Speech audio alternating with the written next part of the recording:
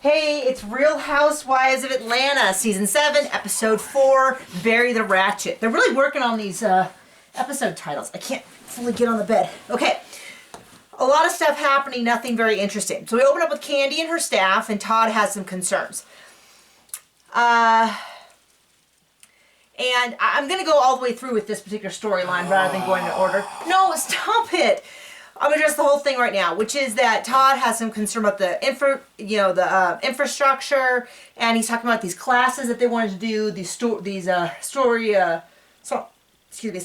classes, and how it hasn't happened. But I will admit, if you watched the wedding season for Candy, she told her crew, "Hey, we're going to plan a wedding in 4 weeks," and they did it. Okay, so I get their frustration with they've had all this successful stuff happening for years and years and years. Who's Todd to come in and do stuff? But it's also the reality of getting married. You know, he does get a voice. I didn't really get it. Anyway, eventually Don Juan gets mad with Candy, and his voice is an octave deeper than it was last season. And he's saying how he's all frustrated, and he's like... And he's a raging a-hole. Really? That's what you thought about Don Juan? Yeah. Okay, what'd you think of Todd? Didn't really care one way or the other? Yeah. Okay. I mean, I think that's fair. You don't want to say, "Oh, just step on a box and talk to me yeah. like a man." I mean, yeah, I'd consider that raging a-hole. Okay, fair enough. I do agree with that. Now, one of the things you do notice is that Candy does kind of surround herself with some hanger-oners, some people who kind of do what she asks. Kind of. Shocking. But not really. But you look at it's not like she, bought her mom 2 houses. Exactly. So we're kind of seeing a pattern with Candy. I haven't ever really seen Todd be really out of line. I just haven't. Someone said on Twitter, the problem is it is not Don Juan and Todd. It's Candy's fault because she's not giving clear directions. And I was like... That could be part of it. That's fair. So anyway, that was the whole thing going on with Candy's life. I'm a little worried, though, because it seems like all of her personal relationships, from her daughter to her mother to her co-workers who are friends, because this whole thing where she'd almost fire Carmen during her wedding special because Carmen didn't want to do, I can't remember what it was, didn't want to do something. Anyway, so we get to see more of Claudia. She's this radio host. She works at the same place as Portia, who does the TV stuff. Her and Don Juan should hook up, because I would say she's a raging a-hole. Well, what they did is they showed one scene where she goes in to talk to Portia while Portia's getting ready. And to me, it looked like Portia was preoccupied. Or concentrating on something. And it was a super awkward exchange. And it was also filmed kind of oddly, in the sense that you didn't usually see Claudia and Portia in the same thing. It was like a clip of It wasn't Portia. filmed oddly, it was edited poorly. Well, or with an agenda. There you go. Which is kind of what I think. And now, bada bing, bada boom, we got Claudia saying that Portia's doing this all the time. We have a whole storyline that involves Portia being too good for Claudia. And that was my first reaction, is who does Portia... From the interactions tonight, she is. Okay, there you go. Well, anyway, that is my point, which is they built this whole storyline about how Portia is clearly jealous of Claudia and Kenya's relationship, and it's all based on Claudia's word and not really anything we've seen. Not reality. Shocking! So anyway, we go, Claudia goes and tells this to Kenya. Well, Claudia and Kenya and Cynthia hook up. They go shoe shopping. Cynthia says something very revealing. Cynthia's been going on for 3 episodes about how her issues with Portia because she doesn't like the way she acted, blah, blah, blah. Tonight she says, "Oh yeah, I have a problem with Portia because she's BFF with my old BFF." And I'm like, ding, ding, ding, we finally gotten to the truth. She's pissed at Portia because Portia's friends with Nene and she's mad at Nene. And I'm like, this is ridiculous. First of all, who talks like that? Who says BFF seriously? You say it ironically, like a joke. "Oh, we're BFFs." And it's like a total...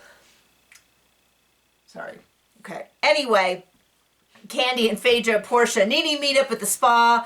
Cynthia comes up. Kenya comes up. People dislike Kenya for a lot of reasons. Yes. The bottom of that list may be the issue with Apollo, but it is literally at the bottom of the list of things that people care about. They care about her, the fights they've gotten in, the screaming at Nene at a party, having a fundraiser in Nene's honor without telling Nene. stealing their workout video and manufacturing and producing one with their idea. I mean, there's a lot of reasons that they dislike Kenya. This whole Apollo thing is way down there. Now, Nene goes and says the thing about how, well, I don't... That's the one thing that might not be true. Right, exactly. So we're like going to hinge the whole thing on that. Nene thinks that Apollo's lying about lying. Okay. I admit we have a problem, which is that Apollo was clearly a huge fraud liar.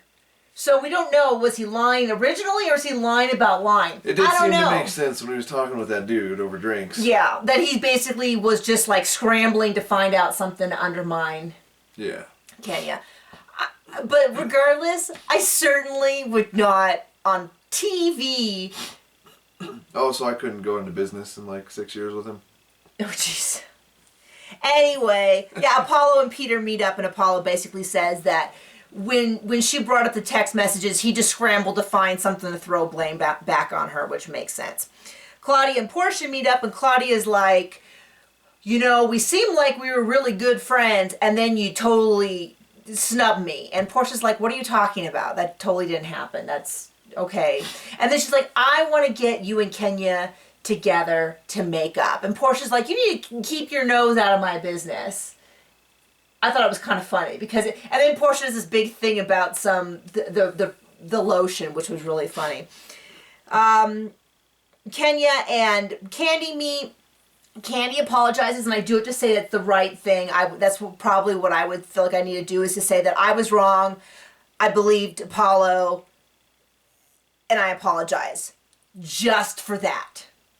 Just for that. Kenya's thing is that she feels like everyone... She stirred the pot and said, oh, but these bitches be saying this and that. And I really hope Candy's being paid for every time she repeats whatever people say, because that is all she has done all season. I like Candy a lot. Yes. Pretty sure she's paid. Okay. Because she's like repeating to her mom what Todd said, to her Todd what mom said, to Cynthia what Nene... I mean, she is like, in every little scene, like...